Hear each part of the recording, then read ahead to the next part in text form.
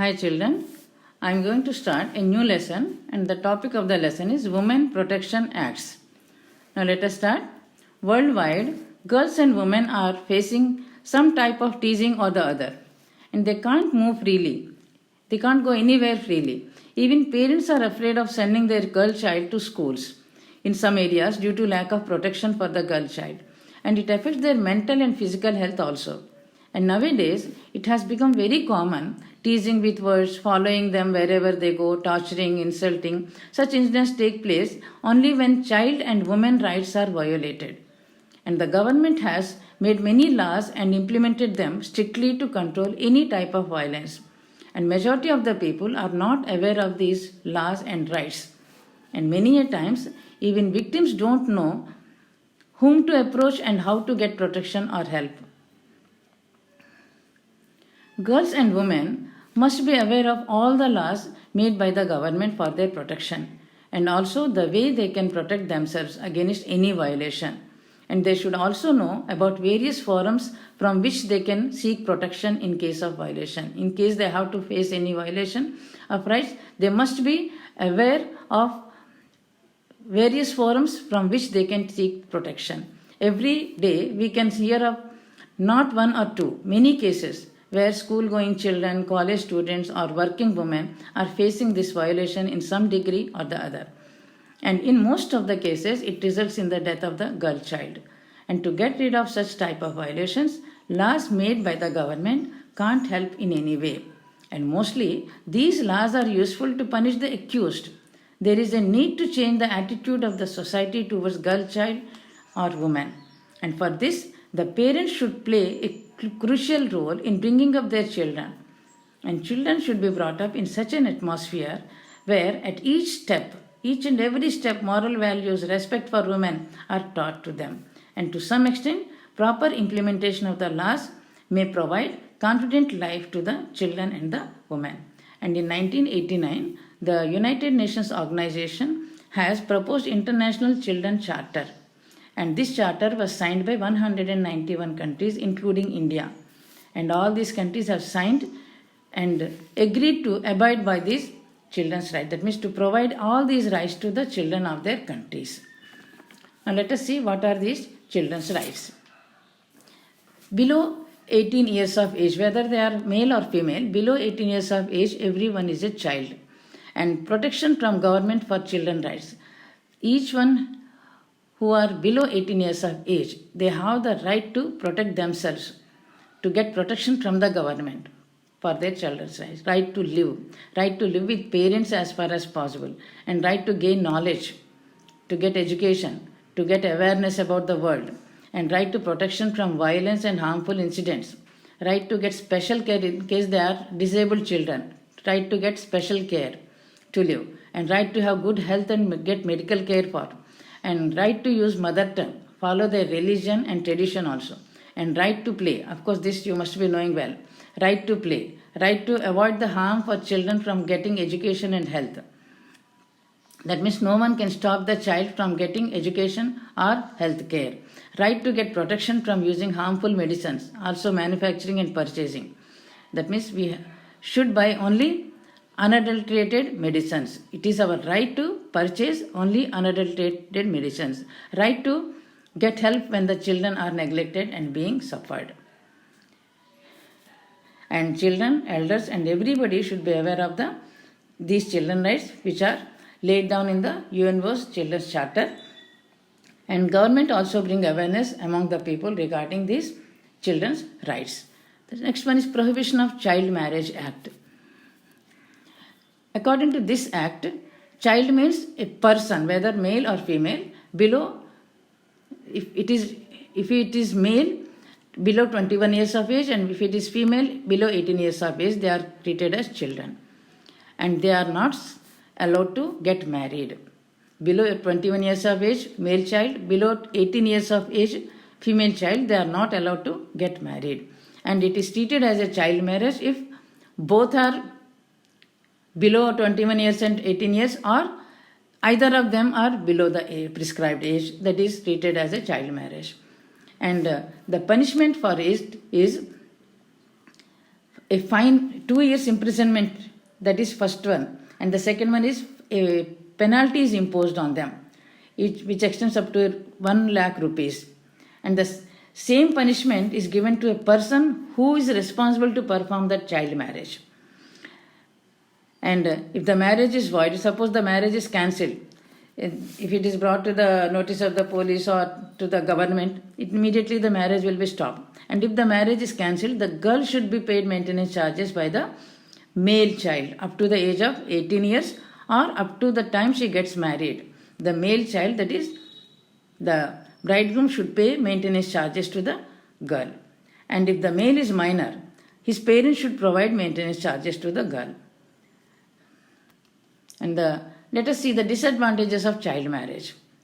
Underage pregnancy, before they are matured, they are not prepared for family life, but they are getting married, so they get underage pregnancy. There is a provision for trafficking. Trafficking means kidnapping. They may be kidnapped for various purposes, for sale of girls for various purposes, pushing the unmatured into family system. Though they are not prepared for family life, they are being pushed into that family life.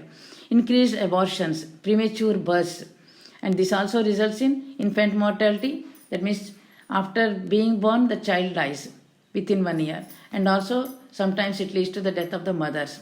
Handicapped children are born, and also dead children are born many a times, and mental as well as physical health problems.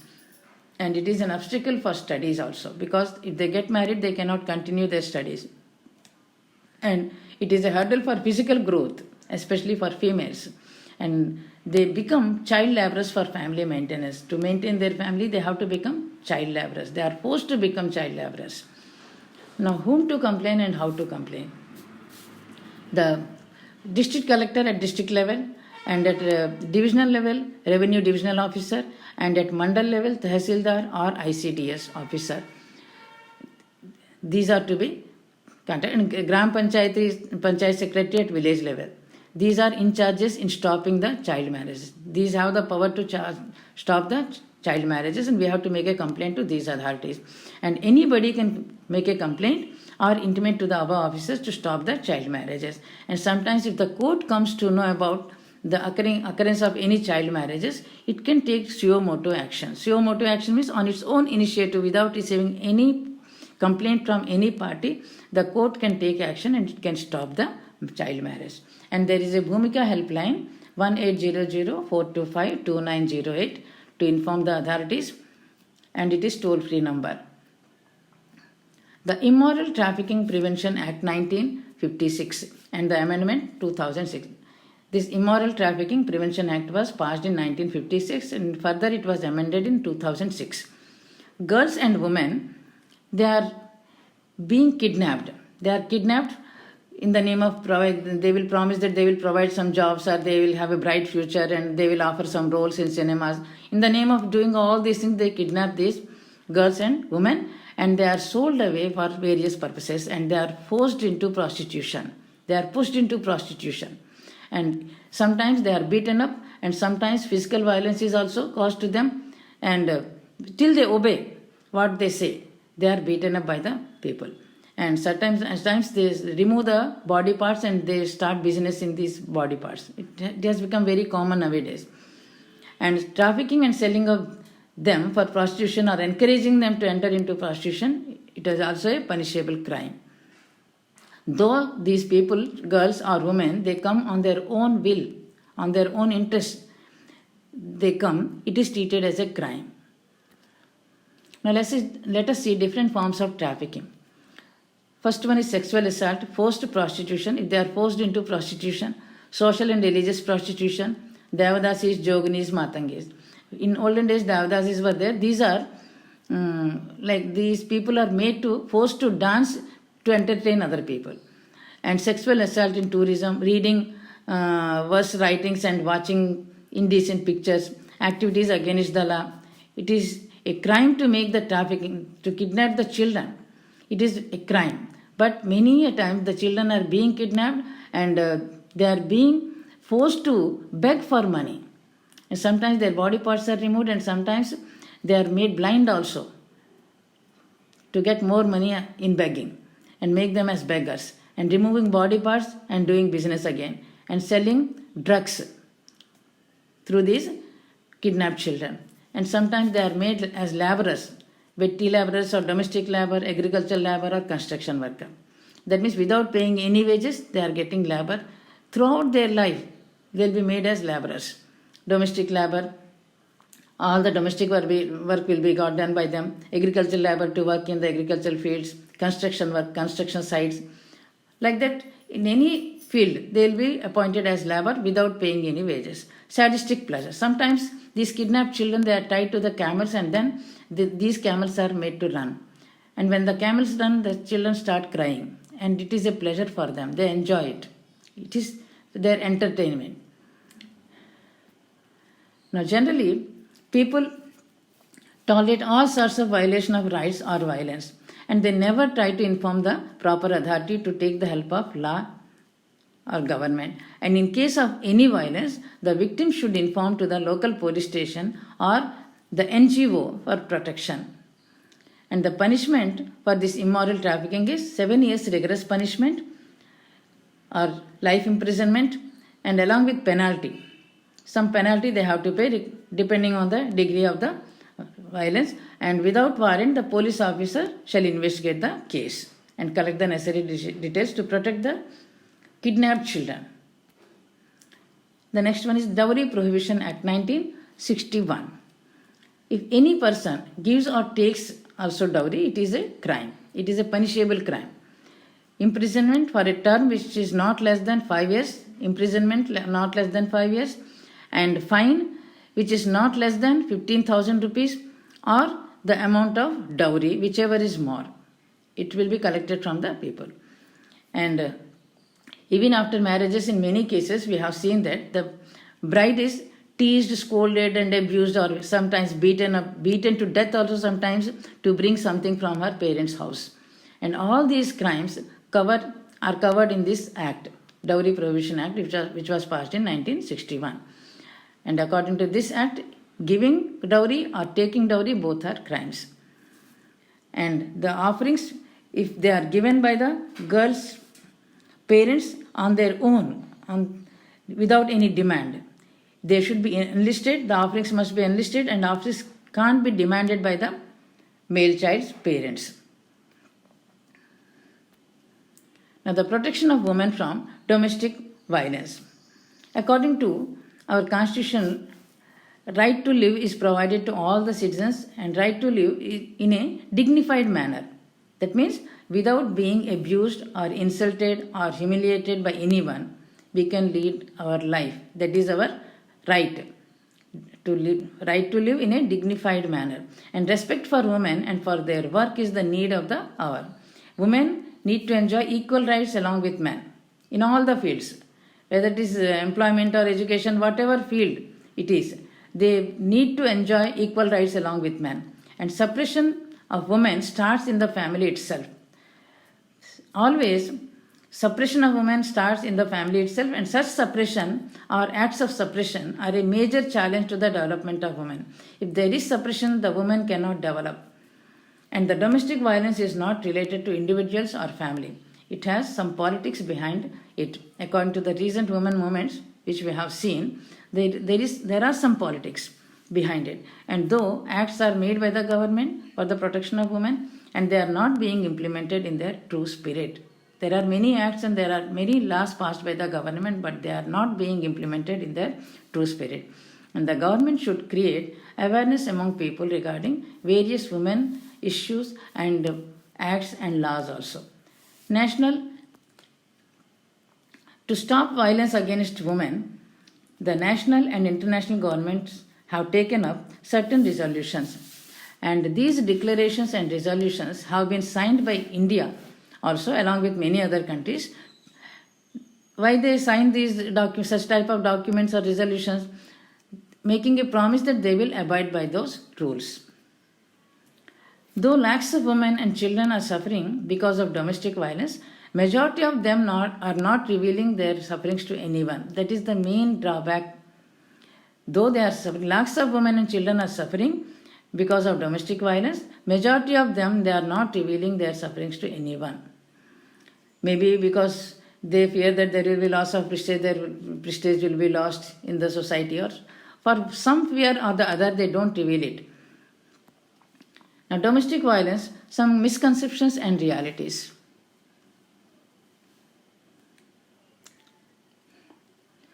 Misconceptions.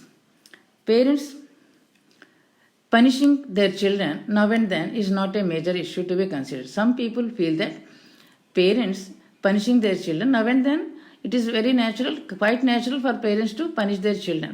For even smaller issues also, they punish the children. It is not a major issue to be considered. That is the feeling of many people. But the reality is domestic violence starts slowly and it becomes a routine if nobody opposes it. If we don't protest against it, this domestic violence once starts slowly and it becomes a routine. So it must be protested. And the victims certain times they are hospitalized for treatment and even lose their life also. We know many of these such cases also where the victims have lost their lives. And another misconception is addiction to drinking is the major cause for violence. Many people they feel that the major cause for domestic violence is addiction to drinking. That means men, they are drunkards. They have the habit of drinking. And when they are drunkard, when they are drunken, in that stage they don't know what they are doing. And they beat up their wives and children and they harass. Everything goes on like that. So many of the people they feel that addiction to the drinking is the major cause for violence. But in reality, a survey made has revealed that 40% of the men who beat their wives are not addicted to alcoholism. That means domestic violence is not as a result of the drinking habit of the men. Because they want to harass women, they are harassing, that's all. And misconception, another one, women shall bear the violence for the sake of children. Many women feel that for the sake of their children, they have to tolerate it. There is no other go. But they have to remember the reality is that violence leads to more and more violence. And children who grow in this violent atmosphere, they will also become more violent in future. There is a possibility, and there are instances where the children also became violent in future. And another misconception is there is no way to get out of domestic violence. That is why they are tolerating it. There is no other way to get out of this domestic violence. They cannot avoid it, so they are bearing it. The reality is the violence-free environment is the birthright of every woman. Every woman has the right to live in a violence-free environment, so they can fight for this right. And if the women are aware of their acts and laws for their protection, they can fight for them. And forms of domestic violence, sexual abuse, that is watching obscene films, physical abuse, behavior which is caused due to bodily pain, body torture, verbal abuse, humiliation, name calling, ridiculing them, mental abuse, threaten to harm, not to send the children for education, stopping them from jobs, forced to marry someone whom she doesn't like. All these come under mental abuse. Economic abuse. If the woman is a earning member, her income will be taken away by the husband and she will be deprived of her financial resources. And using the woman wealth, sell her property, all these come under economic abuse. So these are some forms of domestic violence. And whom to complain? The victims of domestic violence, those who are facing this domestic violence, they should complain to the police officer or judicial authority, like first class metropolitan magistrate. Individually they can make a complaint, or over phone, or by email also they can make a complaint. And this type of complaints can be filed when the domestic violence already took place, or it is taking place, or will be taken place. Under any circumstances the complaint can be made. Now, sexual assault and torturing. Recently, central government has appointed Justice J.S. Verma Committee to make some suggestions to prevent sexual assault and abuse against the woman. To give some suggestions to prevent sexual assault and abuse against the woman, the central government has appointed Justice J.S. Verma Committee. And based on the suggestions made by this J.S. Verma Committee, the then Honorable President of India issued an ordinance on 2nd February 2013. And some of the important features of this ordinance are, what is an ordinance, do you know? I hope many of you know What is an ordinance? It is equal to a law.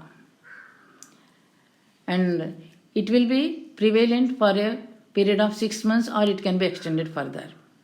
So minimum 20 years of imprisonment. For sexual assault or torturing the woman, minimum 20 years of imprisonment, and recruitment of women police to address the complaints from the victims. If the victim is a female, women police should be recruited, to whom these victims can freely talk and freely express their opinions. And it is not necessary for the victim to attend before the police officers individually. And there will be no punishment if the accused dies. If the accused himself dies in struggle at the time of acid attack or anything, then there will be no punishment. If the accused dies, who will be punished? No one. So there is a scope to shoot video if the victim requests for a video shooting, to shoot video at the time of complaining, and when the trial is going on in the court also, the video can be shot. Now Lok Adalas. Lok Adalas means people's courts, and all are equal before law. That means rule of law exists in India. All are eligible for judicial assistance and justice. All are eligible for getting justice from the courts.